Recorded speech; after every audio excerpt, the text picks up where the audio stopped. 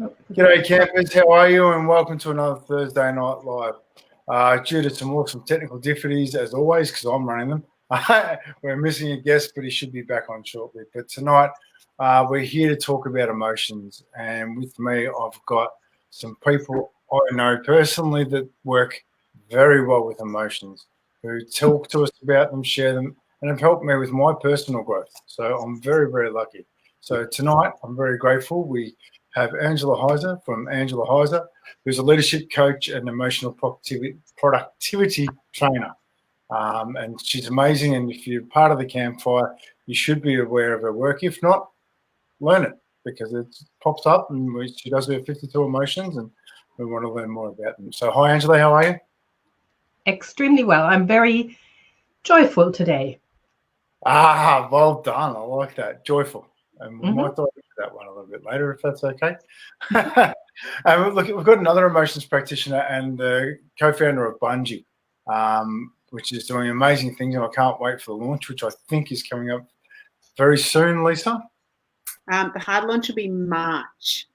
Brilliant. So we're going to have a soft launch in November, which is just keeping us on track. And you'll probably see a lot more social media popping up soon. So it's exciting. Awesome. And thank you, and congratulations for that, because I know it's going to be a pretty wonderful thing. And we've got Andy Bryce, who's an EFT master and co-founder at Tapping Through with his business and partner Maxine. G'day, Andy. How are you, mate? I'm just a little embarrassed. I managed to unplug my computer just at the right time, and I had to go and check every piece of information it ever had before we came back. Perfect. That's and just before we start, I want to say thank you for joining me tonight, because emotions are a really big thing, and something that we are learning to do, especially men. We're learning to use them, talk about them, own them, name them, and it's just brilliant. But I do have to share something with technical difficulties. It's one of my proudest moments of my career as such in Facebook. The 3 days it took for Andy, Bryce and I to do one Facebook Live. Talk about technical difficulties. It took us 3 days, 7 attempts, and eventually on the third day, one gentleman was sitting there eating popcorn, laughing there, trying to make this happen. So, Andy, if it's you and I, it's got to go wrong at some point. Well, I just wanted to prove how technology can make you humble. I love it. Brilliant. Well, thank you guys for joining me tonight, and for a conversation that, you know, we'll dive into quite deeply, because emotions for me are the very thing that drive myself. And with all three of you, I've worked through my emotions in different parts of my life. So I'm really looking forward to opening this up, because I truly believe that our emotions will have a positive or a negative impact on every situation we go through, depending on how we work through them. So just because Angela is doing her 52 emotions inside the Campfire Project, I'd love for you to talk to us about emotions and what they mean to you and how you see they guide us. Okay. So first of all, you talked about the fact that emotions have a positive or a negative effect on us. There are a lot of people who say there are positive and negative emotions. I don't believe that. I believe that all emotions are useful, and that they are pleasant and unpleasant because we label them negative or positive. But there's not a single negative emotion. Anger is not a negative emotion. It is a really positive force when we know how to use it. Frustration. I mean, sometimes I work with people and say, I just wish I wasn't that frustrated all the time. I go, well, imagine a life without frustration. You wouldn't push for any kind of change. You would just accept whatever is happening at face value. So any kind of emotion is useful, but we don't necessarily know how to use them. So we are very unconscious about emotions. And I think the problem is we learn from the previous generation how to deal with emotions. And as far as, I mean, I know my parents did the best they could, but they had no idea, absolutely no idea how to deal with emotions. Men in my family were stoic, and they were just fine all the time. And I define fine as fucked up, irrational, neurotic, emotionally unavailable, fine. And the women in my family were generally depressed. So the men would drink alcohol, the women would pop pills. And, and instead, I just say we need to learn how to embrace emotions, but we don't teach that. So that's my big mission. That's why we're doing 52 emotions this year, where I just explore one emotion every week. And brilliant, because talking about emotions is where it starts. So owning them and naming them is, for me, been one of the greatest things that I've been able to do. So I really appreciate that. So thank you. Lisa, emotions for you. For me, well, that's sort of what Bungee's all about, because I've discovered in my journey that my emotions actually give me guidance on what to do next. So when I'm feeling something, rather than sort of putting it out at the world or projecting it onto other people, I often turn around and look at myself and go, well, what is this emotion trying to teach me?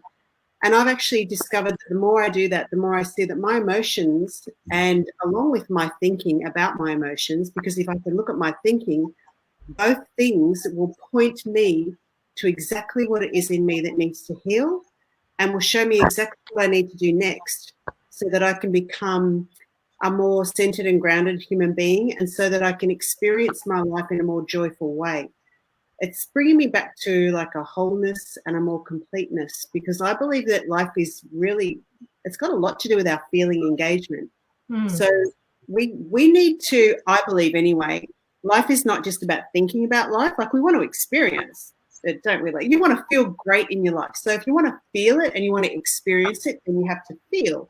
And if you want to feel, then you have to engage with your feeling world. And in order to engage with your feeling world, then you've got to be really comfortable with it. You've got to like go yes to everything and use it to help you feel more and more your life experience. And that's where I sort of sit with emotions. Like, I love them, and sometimes they're uncomfortable. Like, that's just how it is, But I think if it's a very subtle shift in the way we think about our emotions that really helps us. It's when we look at them as an opportunity that so much of it changes. Brilliant. And I love that, because at the moment I'm involved in a group called the Victorian Brotherhood, and we're sitting down and we're just sitting with our emotions, and we're asking us, what are we going to learn about this? What is it we need to know about this? What's triggering us? Why is that triggering us? So instead of just sitting there going, but this is how I feel, trying to understand it. And I thought, I love the work you're doing, and I'm looking forward to seeing Bungee come through. So thank you. Andy, EFT master, you deal with emotions and you work through them through tapping. Could you explain that to people? Well, just want to echo my agreement with Angela and Lisa. No one has ever felt a thought. What we feel is the emotion attached to the thought. For instance, the frustration Angela mentioned, for me, that's the physical experience of powerlessness. You get frustrated when it's not working, you're not listening, I've been trying, and so frustration is telling you it's not working, and very different than anger, but that can be confused as the same thing. So with in the late 90s, I studied emotional intelligence, and I thought, wow, this is a great way of thinking about feeling. And then I ran into EFT, and I had a real injured neck for 7 years, and there was nothing to be done about it. And then when I found tapping, I got free of that pain and the stiffness. But then I started to work on, why was I injured in the first place, and carrying all my emotions in my body. So I started to work through what I had learned to repress, what I had, and I really feel now that the worst thing you can do with an emotion is repress it. And as Lisa was saying, years ago, I thought, what is one of the gifts of being physical? If you were a spiritual being and you met another spiritual energy being, you would know each other, but you wouldn't feel. This body is the gift because it allows you to feel warmth, the flood of love, touch another, and to have this range of feelings, which I agree with Angela. There are no negative emotions. There are negative ways of expressing them, and repressing and suppressing are the worst things you can do with them. Yeah, to be fine. Yeah, I love that. I often think that just to kiss another person's lips or to have a hug, and there's that whole recognition that this is such a gift that we get to experience those little things, like because we're in a human body and we can feel. Yeah, and concepts. When I hear my dog bark and I want to go strangling. No. I was going to say when I think of my daughter, I well up. I feel something. I wouldn't want to miss that. I wouldn't want to not feel that. And so I've been working with almost every application. One thing I thought too is that a lot of us have experiences of danger as a child, and we end up living in fight, flight, or freeze for the rest of our lives. So our guts are kind of running adrenaline, cortisol, and that kind of thing, and it's an emotional release that will change that. A lot of what I worked with men from 85 to 97 in a big men's group, and apart from that, probably 80% of my clientele are women. But what I saw with men is if you look under the surface of an angry man, there's a lot of grief. And it's the opposite with women, because women have been largely denied the opportunity to be angry as a girl, and so underneath the compliant and agreeable woman is often an angry one, and that is suppressed anger can trigger illnesses like cancer, and women around the world are paying for that, being treated like, if you're going to be angry, go to your room, young lady. And anger is telling you something. There's something that's not right in your world. It's an important thing to have. Well, expression, and I agree with that, but expressing the emotions, that's something that, for myself, listening to you at the moment, Andy, has been the problem for most people, holding them in, and that expression of that emotion at the time could be very different to if you hold that emotion to express it differently later on in life. Am I correct in saying that? Yeah, I think from my experience, people have they experience something as a child, and then they don't get to talk about it, discuss it, or release the emotion about it. So they make a decision about life and themselves. They bury it, and then that becomes, by the time we're 20, 30, 40, where it's how I am, it's who I am, it's just the way it is. And so a lot of my work is finding those really childlike, erroneous decisions about who I am and what I deserve and what I can say, do, and freeing them. And often we're acting and being in a way as an adult that a 5-year-old or a 9-year-old decided was the only way to be, was the only safe way to be. So I'm just going to ask, if that's okay, to explain to EFT and how that works with emotions, if that's okay.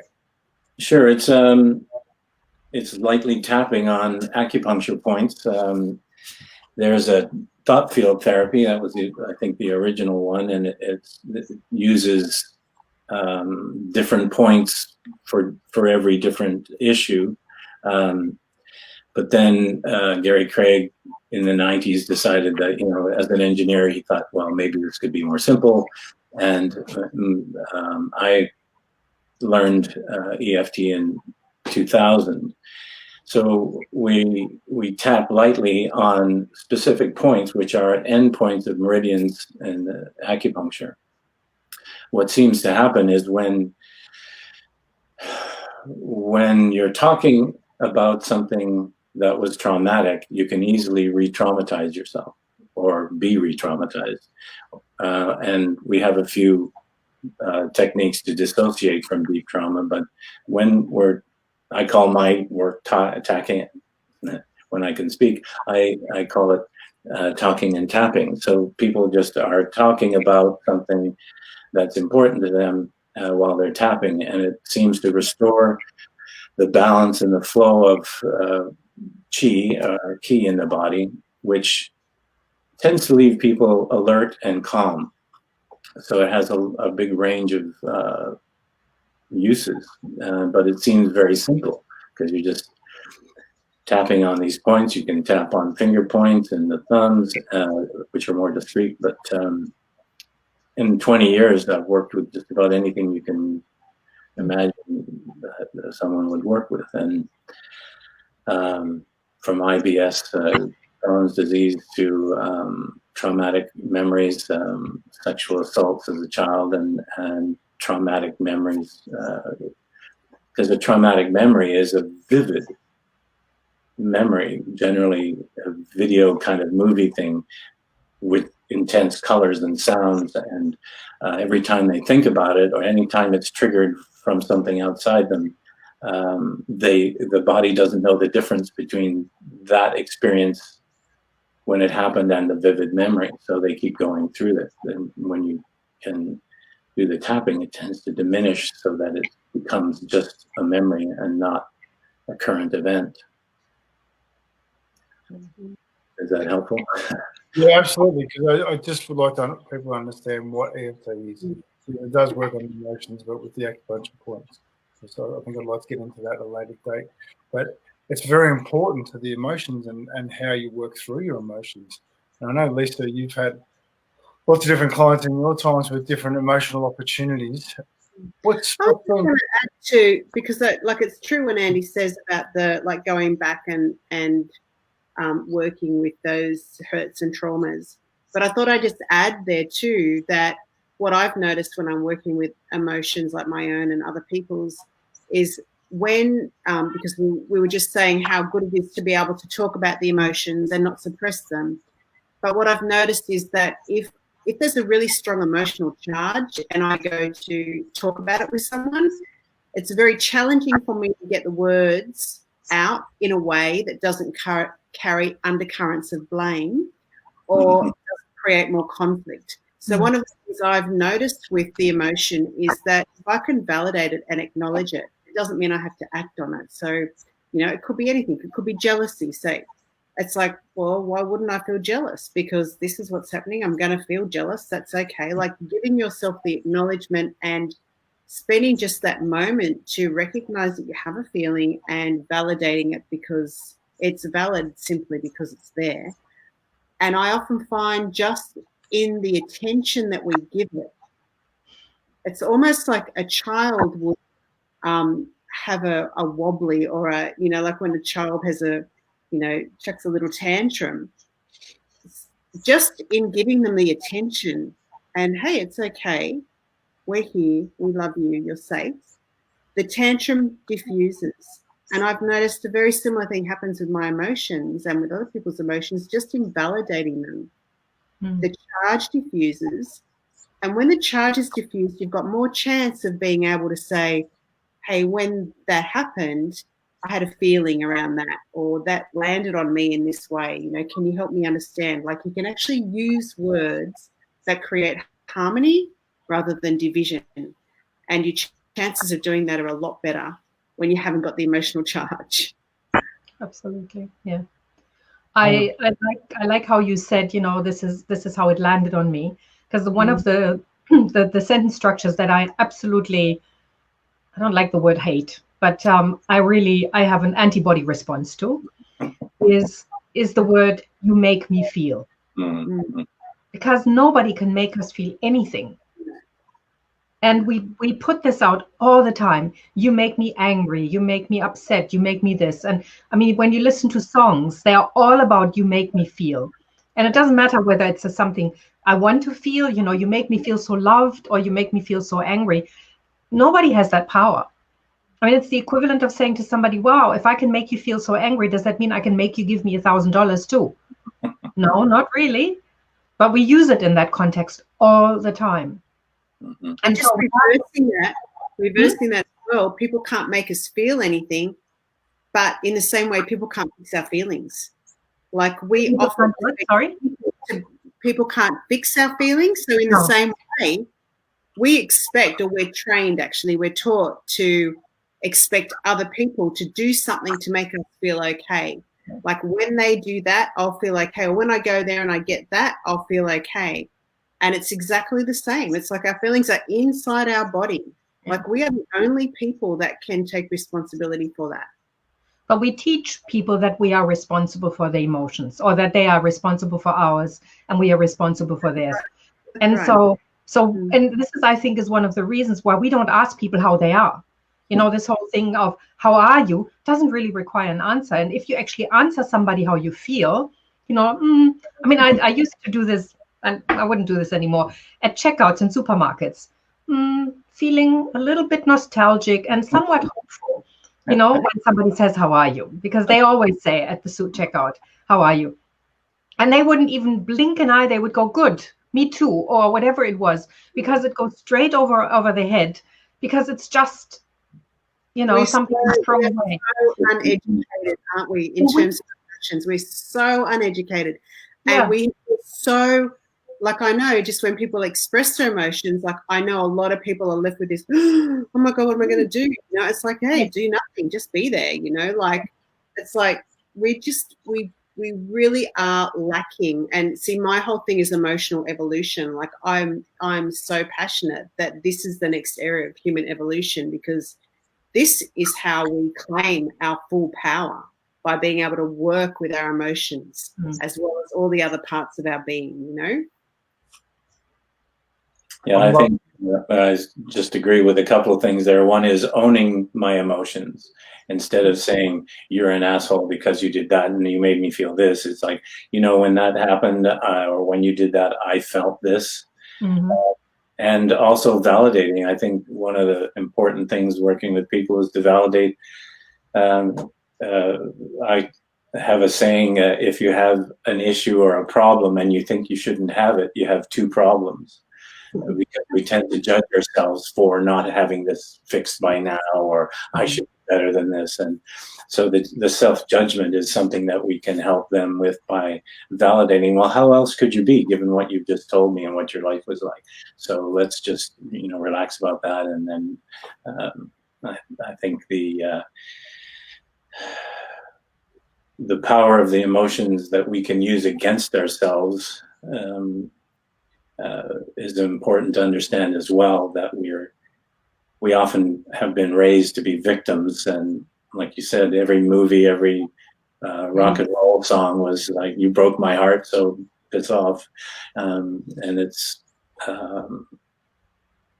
a challenge. We're swimming upstream with this work. I actually think, like, when I think about how understanding my emotions and using them has impacted me, I really consider it my superpower, because I don't need anybody to turn up and do anything for me so that I can feel better about myself or enjoy my life more. Like, it really is. I really see it as a superpower when you can start to use it and work with it and treat them as your friends, because I see them as my friend, Yeah, I agree. It's probably one of the biggest gifts that we get. And then immediately when we're born, people are trying to fit us into categories and don't feel that way. And yeah. So, We if you're don't. going to be like that, go to your room. Yeah, and we don't teach people how to have empathy. You know, we immediately want to fix. Yes. Yeah. What's that? Yeah, I agree. Yeah, we immediately want to fix. I mean, the average person listens for about, 17 seconds before they make a recommendation when you talk to them about a problem. So if I say, I'm feeling really sad and really upset about something or whatever it is, there's an immediate, let's do something about it. And there's a really great game that I sometimes play with people, and I'll give it to you now, because we have so many different ways of showing that are not empathy. So if somebody has a really bad headache, you know, so for example, so you can say to somebody, I have a really bad headache, so I'm in a group. So the other person says, well, when's the last time you've had water? So then the person goes to the next person, says, I've got a really bad headache. And the person says, well, my cousin's uncle's friend also had headaches, and it turned out they had a really bad tumor. And the third person, when you stand in front of them and saying, I've got a really bad headache, they say, oh, let's go shopping. That'll always you always feel better when we go shopping. And so we have 15 different ways of expressing empathy that are absolutely not empathy. And at the end of that, when I ask the person, so how you feel with your headache at the moment, they go, I didn't have a headache when we started this game. Now I do. Because it's just, it's really upsetting when we have a feeling and somebody either negates it and says, oh, it's really not that bad, or you shouldn't feel this way, or there's another reason, or whatever it might be. Or when somebody says, you made me feel this way, so go away, whatever it might be. Whereas just acknowledging the emotion and saying, I hear you. You know, I can see that that's upsetting. Or, yeah, that's you. I can see that you're sad. That's enough. That doesn't mean that I'm telling you how you're feeling. It just means I'm observing it, which is very different. And don't you feel that, like I always feel if I'm having a feeling and I'm sharing with someone what I'm feeling, and they go into, oh, well, you know, the best way, you know, like you even told me, and like they'll repeat the things that I might have shared with them in the past as things that I have used, and they'll be reminding me of things. But it feels to me like there's one level going on where I'm feeling this stuff, and then there's this level that they're talking at me like blah, blah, blah, blah, blah, blah, blah, and it's like, it's not even touching my feeling. Like I'm sitting with my feeling, it's like blah, blah, blah, and like I'm just going, just shut up. Like I'm so not interested in hearing how this is going to fix me right now, because I'm feeling something, you know, like it doesn't touch the feeling. The advice doesn't go anywhere near making you feel like there's any sort of arm around you or support, or even though you think that you're supporting, when you're in the feeling, it doesn't even go anywhere near that. It's just like, well, all it creates is annoyance and disappointment and sadness. You know, here I am and I have an issue. I had a client who had breast cancer. He was a man. He said he stopped talking, but he said he took that as an opportunity to talk about his emotions, and he said he stopped because everybody wanted to fix it or saying it wasn't that bad, or it was going to go away, or whatever it was. And he said, and he just couldn't deal with it anymore. Nobody said, gosh, that must be really hard, or how are you dealing with this, or is there anything I can do to help, whatever it might be. It was just about how this can be fixed, or how somebody was worse off, or whatever it was. So of course we stop talking about emotions when we're not being heard. We found that in relationships too. A lot of times men want to fix things. So when their partner says, this happened at work today and I feel like this, they don't hear all that. They go, well, you know what I would do? I will go down there and fix it for you. And the woman, generally a woman, would feel invalidated. She just wanted to be heard. She doesn't feel trusted that he thinks she can deal with things, and it doesn't. That's where I first saw this happening. But we do it to each other all the time, regardless of gender. So you know what's really interesting about that, though, is that we haven't been taught that. And this is when I realized this, I was like, oh my God, that's so simple. It's like I'm feeling all this stuff, and I've got someone fixing me. But I said, you know what? Actually, what I really need right now is for you to put your arm around me and just go, it's okay. Like I actually had to verbalize what I needed. And that was really simple, but I'd never actually been, because I hadn't been taught that. Do you know what I mean? And the person that I said that to just went, oh, okay. But like we're not even, like the way we're taught to communicate what we need is so lucky, you know? Mm-hmm. Yeah. Yeah. There's basically two things that we're trained in. We're either selfless or we're selfish. And so to ask for what you want or describe what would work for me right now is in one or the other, generally around selfish. So we learn not to. In our men's groups in the 90s, I told the guys, look, if you're going to share something, just tell us at the beginning whether you want feedback and advice or you want just to be heard. So if you just want to get it off your chest, we'll let it go, because everybody sitting in the circle is just ready to fix you. And you have to say, I don't need anything. This was my experience. It is hard. Like, I do think it's a practice to learn to sit back and just be there for somebody and not try to give them some advice, or so, especially if you're a parent. You know, like, I find that the most challenging thing. It's like, you know what I mean? Like, it's challenging. You have to practice not trying to give some pearls of wisdom to your teenage daughter. Well, I actually talk to leaders about this. And I say exactly the same thing. When somebody comes into your office or sits down with you, check with them first. But when they start talking, are they coming because they want some advice from you? Because they want you to take some initiative of some sort, or are they just having a vent? Because that makes a big difference. Because you'll find you listen differently. I mean, ideally you listen with full attention, anyways. But your response will be very different, and the person will feel different. Because I mean, there's something called an emotional contagion. I mean, we're more energy than atoms, and how we feel has an impact on the people around us. That doesn't make them feel what we're feeling or whatever it means, but it means that we start resonating. So if I listen to somebody from that place of empathy, I resonate on a different frequency than when I say, okay, tell me more. I start asking more questions when that's the case. That changes the frequency. So knowing right from the start, like you said, Andy, this is what I need from you, just listen to me, or yes, I would like a suggestion, changes completely how we're being heard. And I think we need to learn that. And I'm really passionate about that. Yeah, I've found that one of the most powerful therapeutic experiences is being heard and accepted.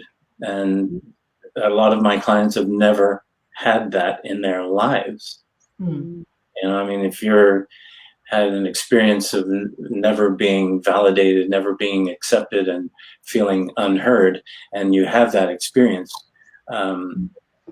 in business, wow, that's terrific. And but most of us have to go to someone and have an experience in isolation about, first time I've been heard, and that in itself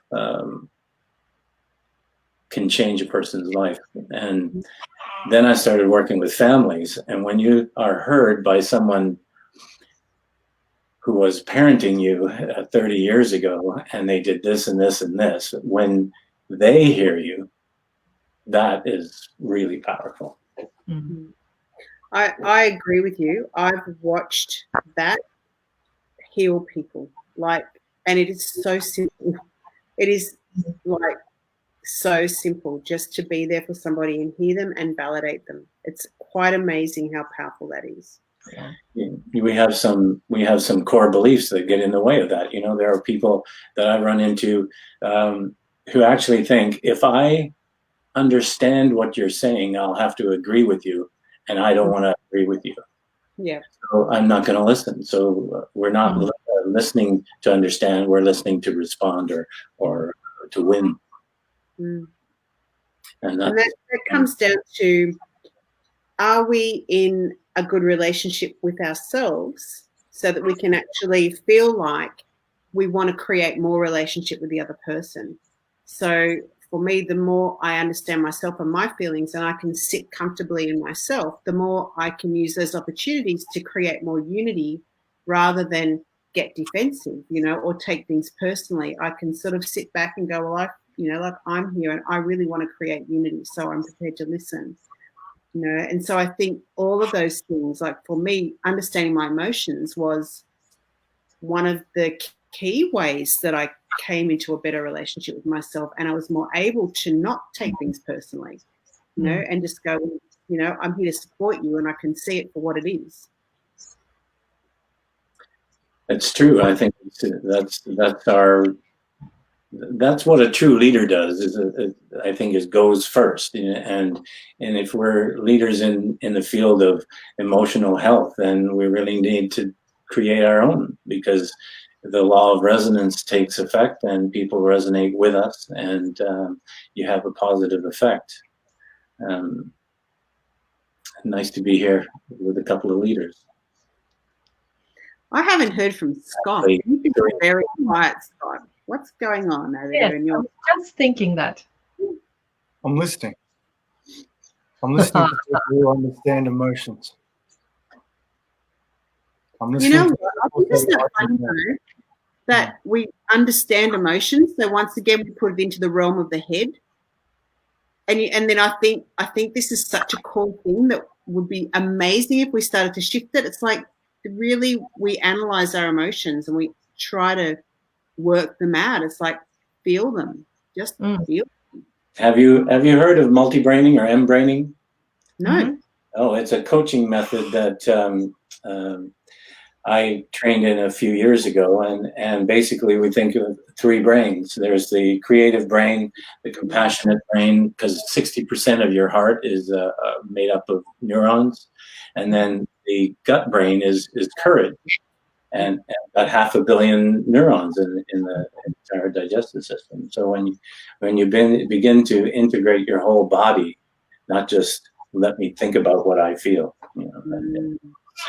very I useful. didn't know it's called multi-braining. But it's amazing, isn't it? Like there's so much information out there. Yeah. Putting it into practice, that's a challenge. And Scott, you are someone I respect and admire, because I know where our first conversation, I think I told you there's somebody in there that's going to help people. It's going to be, powerful. And not that I really like to be right, but I am in this case, because you are. I think you have a lot to say and share, not just to learn about emotions. I agree. I do. But here's the thing. It's an emotional conversation about emotions. You're all passionate about emotions. So I need to listen. I need to hear. I need to feel what you're feeling so that I can sit here and respond accurately. And I'm feeling each and every one of you just in here, because you're so passionate, because it is the way forward for me. To sit and be able to listen to each other. It's proven again and again and again inside everything that I'm doing. Right now, I haven't said a word for nearly 30 minutes. Because I've been sitting here listening to people talk about their emotions. This is what we need to do. We need to sit and hear, feel. Thank you for sharing your passions. Thank you for stepping up, leading, and actually saying, hey, listen, guys, emotions are here to teach us. I'm going to ask a question now, because I heard a couple of things. Emotions in business. Because I feel like business hasn't been a place for emotions. We haven't been allowed to feel things. It's all about a dollar. It's all about chasing. Whereas if we encompass the emotional transaction, return on emotion, Lisa, that's going to open up a whole new realm. Lisa, would you like to go with that, please? We've had a lot of discussions about this emotional currency, haven't we, Scott? We have. I absolutely think this is our way forward as a species. My philosophy is that the more we understand our emotions, there we go, understand, but the more we can work with our emotions and feel them and use them to guide us for clarity and for strength and empowerment, then we actually have a pretty good currency for any future, because I've discovered with myself, the more I work with my emotions, the more solid, and I'm sure you guys will all agree, the more I can work with my emotions, the more solid and secure I am on the inside, because I'm not frightened of them and I know how to work with them. And it creates this incredible inner security in me. So it doesn't matter what happens on the outside, you know, pandemics, whatever it is, you know how you can work your inside so that you can be in a place of inner security, even in times of uncertainty. And I actually feel that that's the greatest currency that we have for any future. And I think that's also the same, like even if you're talking about business, if you're operating a business based on those types of securities and really encouraging people's emotional growth in a workplace, then you're getting a staff that are not necessarily going to be bullying people or even overreacting to situations, because they're going to be more understanding of the feelings they've got and owning them rather than projecting them onto other people and creating all sorts of conflict to get their emotional needs met. So I actually think that this is would be a beautiful evolution of business as well, to start having these at the coalface of workplace. Beautiful and great answer, because it's for me, that will be a significant change in our society when we actually have an emotional transaction rather than just a thought transaction of what we can gain from it. We think about the way we impact, our emotions are going to be carried through into another person, and also how theirs are carried back to us. So I appreciate that. And I want to jump into think about that. If you think about at the moment, often what we do is we're looking to feel good and get our emotional needs met from the outside. Mm-hmm. So how can we ever feel secure on the inside? How can we ever? Because we always are looking to meet those emotional needs from getting people to do things or doing things to meet those needs. So it makes sense to me that the only way we're going to feel secure is being able to meet those needs ourselves. It's like a new foundation for living. Yeah. Yeah.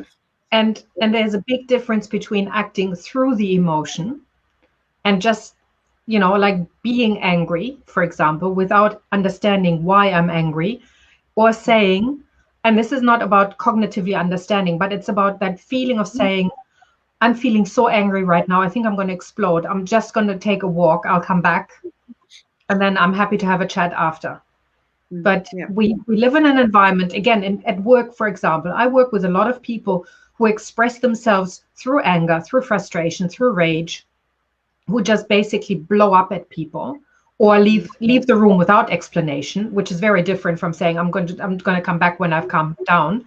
And that's not leadership. I mean, for me, leadership starts with self-leadership.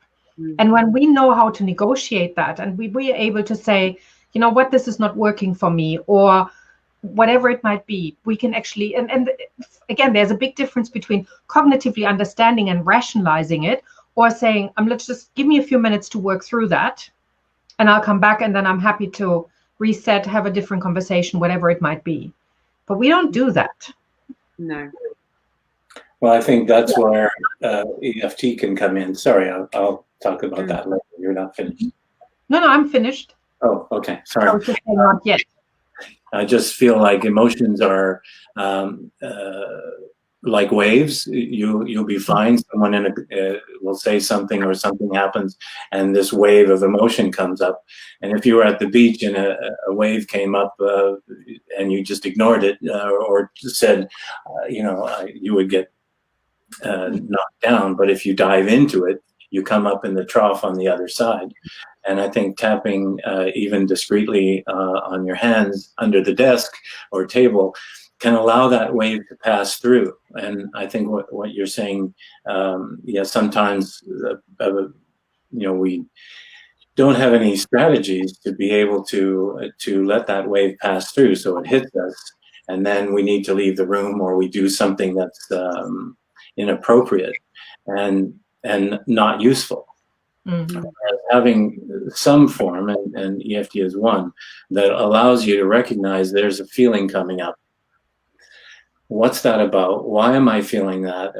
You know, and then we get to go through the internal questionnaire for yourself and let that intensity go by, and take the information that wave of emotion is offering you, because it's often before you are intellectually aware of what it is.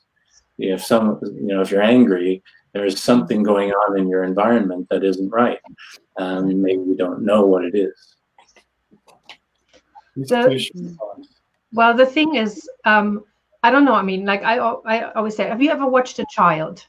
You know, when they get out, they are up and down within 5 minutes. They change emotions 15 times, and it passes. It just goes away. They are upset. They scream and cry, and 5 minutes later, they're laughing their heads off. But we get really attached to emotions because we learn as children that we have to justify why we feel a certain way. You can't be upset about this right now. You can't feel this, or don't be too happy about this. You know, stop jumping up and down on the sofa. That's not really appropriate. You know, rolling around in the aisle of the supermarket is great when you're 3 years old, but then acceptable when you're 2, but when you're 3, it's no longer. And so what we learn. Try it when you're 57. It doesn't work. Exactly. Either. Yes. So we learn within the cultural iceberg, where a lot of rules are implied, we learn to push our emotions down to fit in with behavior. And so what people then do is, I think, we learn to suppress our, and I call them now in quotes and air quotes, negative emotions. So you can't really show the anger and the frustration and all of that anymore. But I think what people often forget is that the so-called positive emotions are the other side of the coin. So when we suppress the unpleasant emotions, we also stop our pleasant emotions, because if I can't get really angry, I can't be really joyful. I can't be really happy. If I'm constantly suppressing my irritation, I can't really be peaceful. And so a lot of people just go, oh, I just want to feel happy and content, but I don't want to feel all of that crap underneath. I just, that other side of the coin. I don't want to do that. And so what people really find is when they start working with emotions, all of that stuff will come up, and they go, oh, this is too scary. I'm not going to go there. Thanks, but I think I'll just keep it nice and tight in a very small box, and I'm going to be fine. And I think it's such a joy to be able to express yourself. It doesn't mean that I have to stay in anger for the next 15 years, not even for the next 15 minutes if I don't need to. But it's as Andy was saying, it's about just letting it happen and going, okay, I'm angry right now. I'm disappointed right now. Great. It is what it is. It's true. A lot of times when, as a child, you get a positive response, it's for doing something somebody else wants. It's not even you. And then when you get a negative response, like stop that or don't do that, or as my wife was told, that's not like you, dear. You're getting the authentic you is being told that's wrong, and the you that is catering to other people to survive often is being rewarded. So we get to be an adult. We have to sort of untangle all these things as well as deal with the intensity of the emotion. I was 28 years old. I was in a therapy session, and I had this emotion coming up, and I had no idea what it was. It took us half an hour to identify that I was angry, because I hadn't been allowed to be angry. The only person in my family who was allowed to be angry was my father, and he would throw things and he would act out. And if I started having any kind of irritation or whatever it might be, I would be sent to my room, or I would get the slap, whatever it might have been. But I was not allowed to show that, because A, I was just a girl, but B, that's not what a woman does or a girl does. And see, it was my father's right. He was the only one in the house who he was allowed to do that, because he was the boss. So that feeling was overwhelming, and I'm very passionate about, again, I mean, we're talking about passion, but to be able to feel anger and being able to say, you know what, that's not okay. To be able to put boundaries in place. I mean, it completely transformed my relationship with my father, to be able to say, you know what, that's not working for me. I want to jump on that. I want to jump on that now. I'm sorry, I've sat back for a bit, and I'm thoroughly enjoying hearing everybody. And the emotions for me are just, it's absolutely brilliant. I half feel sorry for people that don't know real pain. Because with an emotion, you have one way, you get the opportunity to grow the other way just as much, if you're willing to accept it. Kenny Marmarella, this morning, I was having a fantastic chat with him, and he goes, don't shame or blame your emotion. Name it. Yeah. Feel it, and then heal it. Because that's how we do it. And I want to say a big, I truly believe that right now we're in an evolution where we're actually working on our emotions. We're actually working to understand them. I don't feel previous generations have had this opportunity to understand them like we're working towards finding them. So we're taking the opportunity to teach people how to do this. And that in itself is a bloody miracle, because we're letting ourselves feel. It is absolutely stunning. And I think the best way to do that is to listen.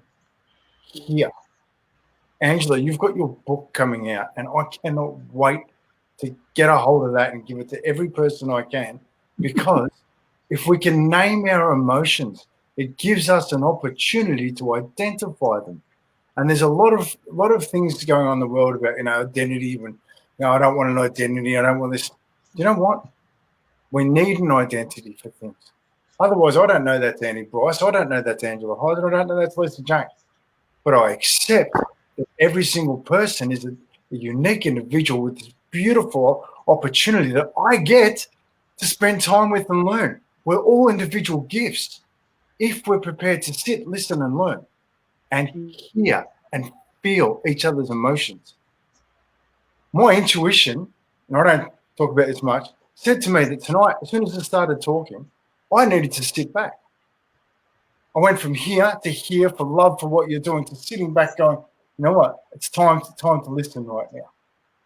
We're learning these opportunities. They're new.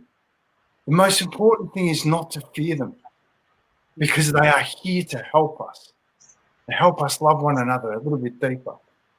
I'm so grateful for tonight to hear. So, Lisa, you've got something you want to throw straight on that. I'm just busting to say something, because when you said that, I think that's so true. But from my own journey, I was 37 before I got in touch with my feelings. I had so much information. I'd done so many workshops, but it wasn't until I met one particular person that I realized I'd been feeling with my head all my life.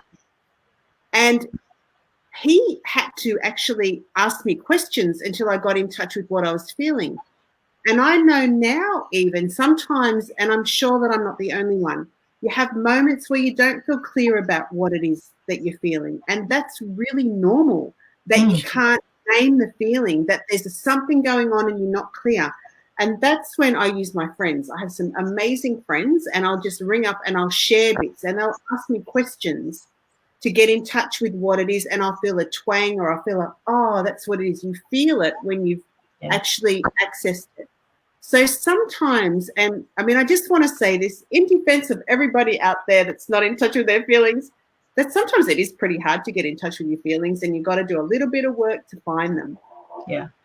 But then it's good, as you said, to have friends. And if we all do the work, and I'm in a place of total confusion, to have somebody sit in front of me to say, sounds to me like you're really angry. And then being able to say, you know what? Yes, I am. When I may not have identified that myself, because I'm just so much in it. Because sometimes when we're in it, we can't really identify it. But there's a big difference, again, when somebody says, oh, you are so angry, versus it sounds like you're really angry, because that still gives me a choice to say, and I've had that, somebody would say that, and I go, you know what? I'm actually disappointed. I'm not really angry, I'm disappointed. Yeah. Because I've been able to map that at that point.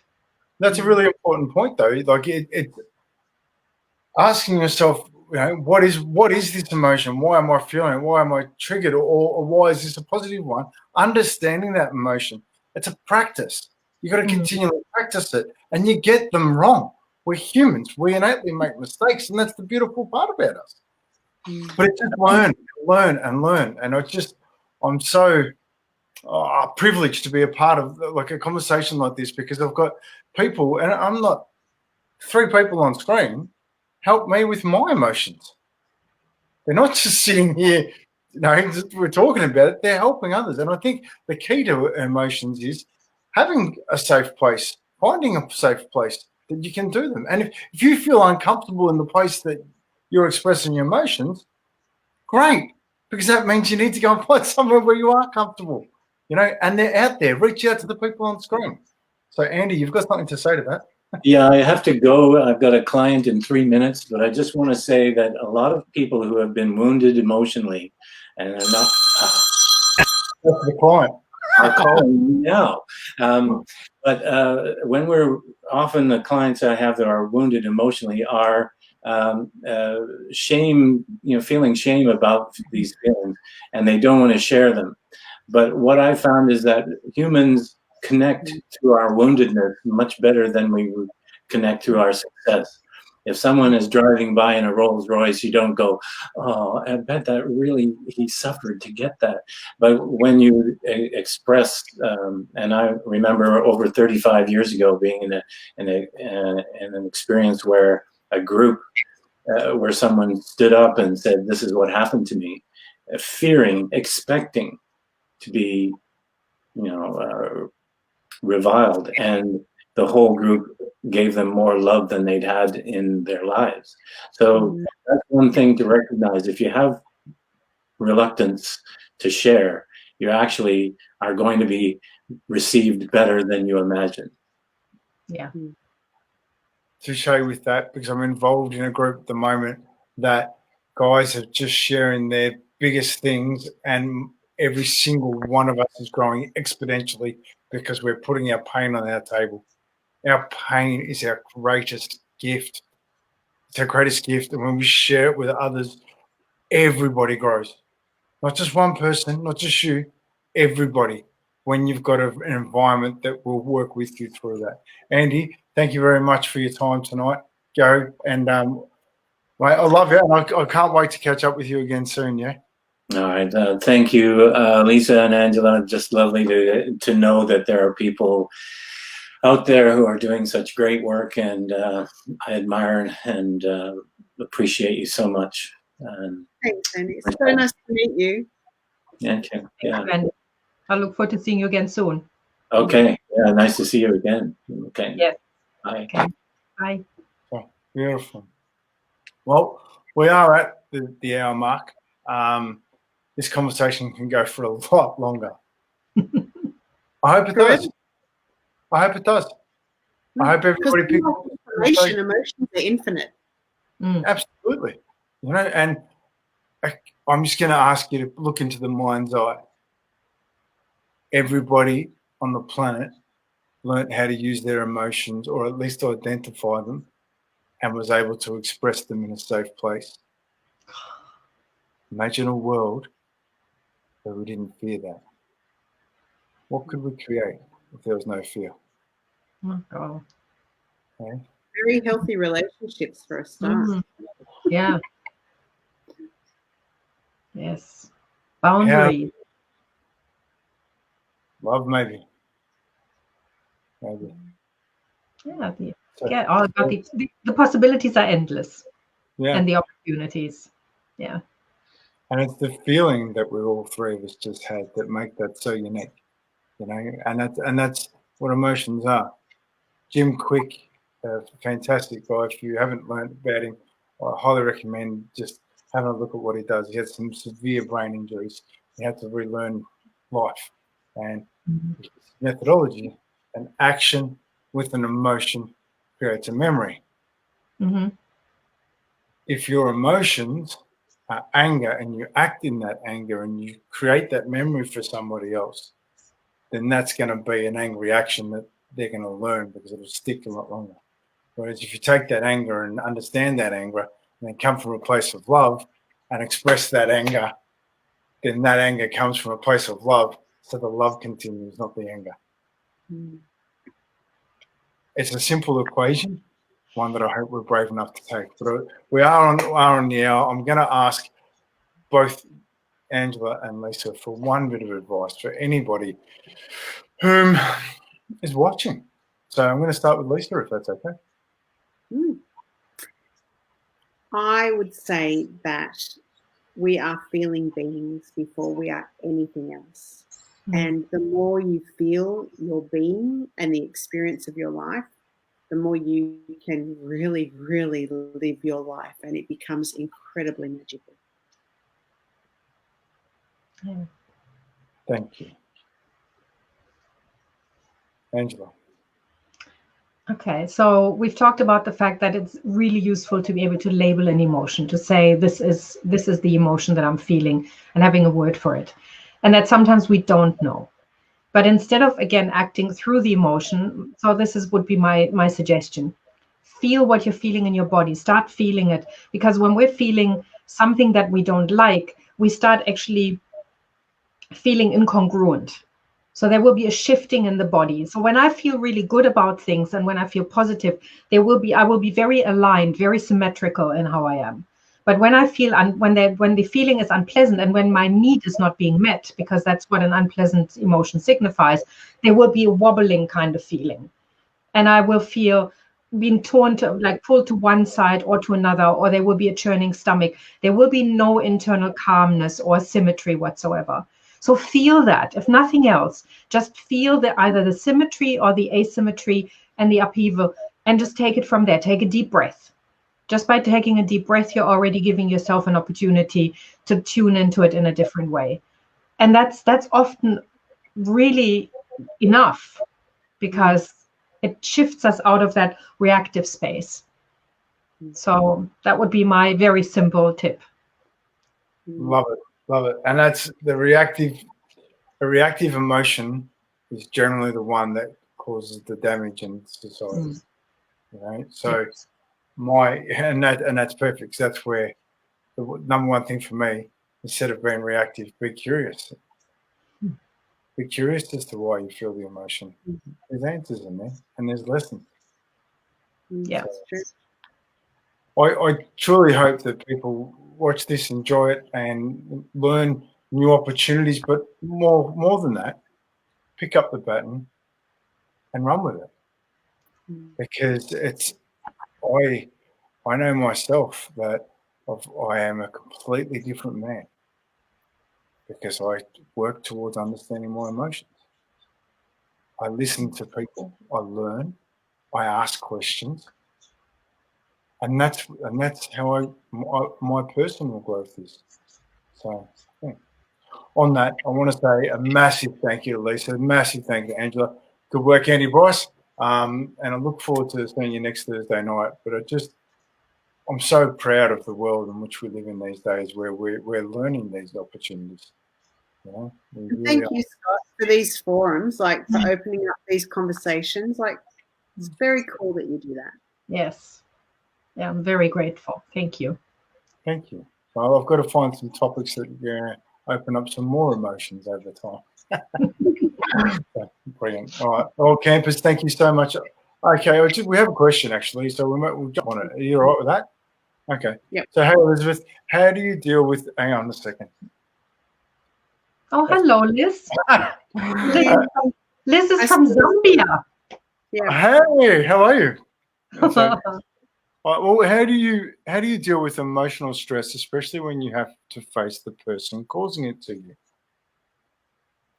I'll start sharing, if that's okay. Yeah. One of the things I've noticed is that when I have a feeling, I can go, they're causing it. But actually, if I stop for a minute and I look inside of me, there's something inside of me that I need to heal. And they are giving me the opportunity to see what it is inside of me that needs to heal. Yeah. So if I'm feeling that, say I'm feeling that they're not loving me enough, for example, and I'm angry at them because I want more love from them, it's actually not about them, and it's not about the event. It's about what is it in me that I need to look at and heal, because this is the opportunity.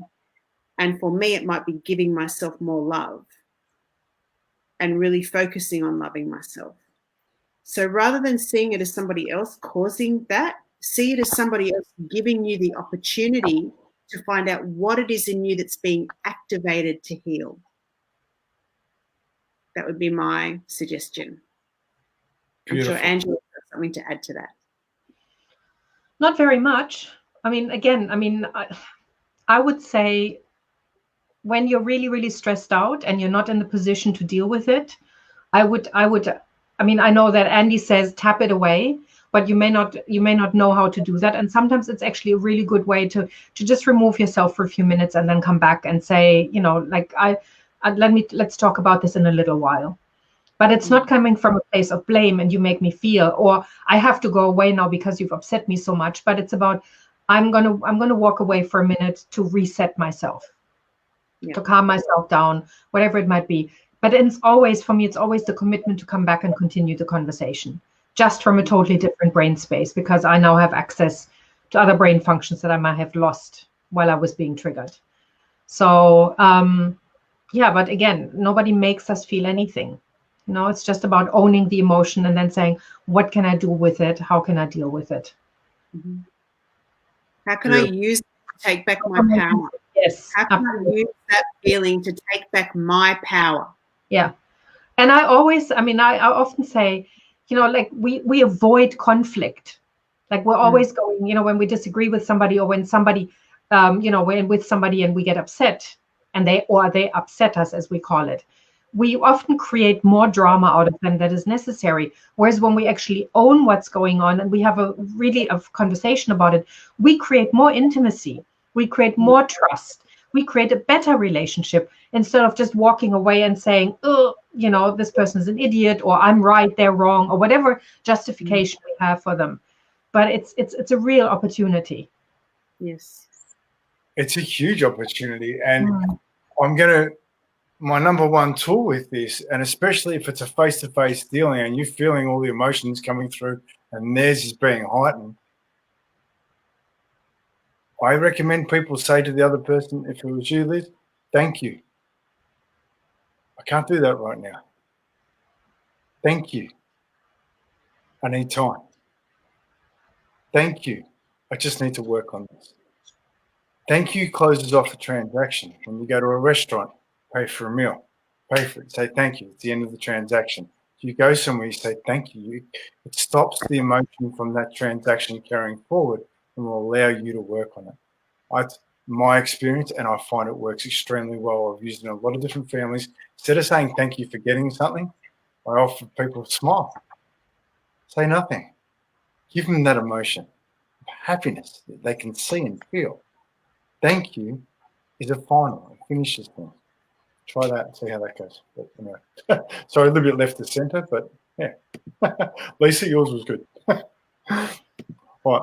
On that note, I'm going to close up shop. I hope everybody's had a good night. And I want to say a massive thank you to Lisa. Thank you to Angela. And we'll see you next week. Right. Thank you, guys. Thanks, guys. Bye.